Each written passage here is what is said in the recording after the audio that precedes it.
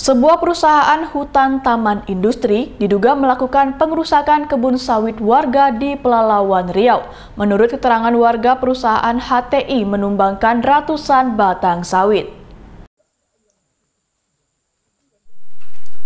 Setelah mendapat laporan dari warga, anggota Satreskrim Polres Pelalawan Riau turun ke lokasi untuk melakukan olah tempat kejadian perkara di kebun sawit yang telah dirusak di Desa Gondai, Kecamatan Langgam, Pelalawan.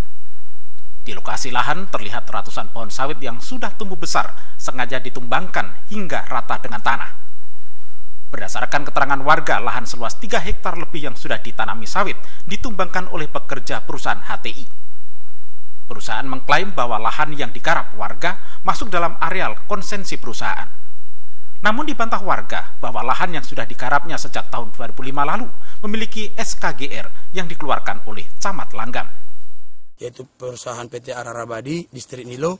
Saya bertemu dengan Pak Ari atau di Humas, jabatannya Humas Ararabadi. Dan saya bertanya sempat kepada beliau dengan menunjukkan sebelumnya surat kepemilikan saya. Saya Pak sebagai pemilik lahan yang Bapak telah rusak ini.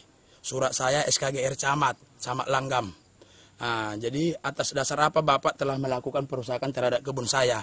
Apakah ada putusan pengadilan atau tidak? Kalau ada surat putusan, mana jaksanya, mana suratnya?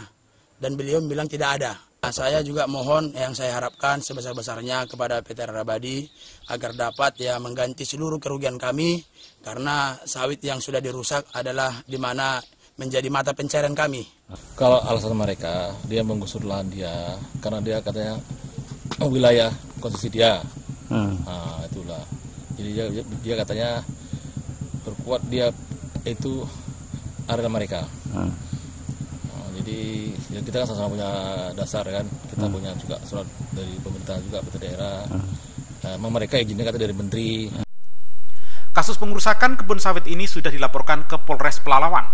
Warga meminta perusahaan agar bertanggung jawab. Kasus ini sedang ditangani Polres Pelalawan. Dari Pelalawan Riau, Indra Yusri Sal, iNews melaporkan.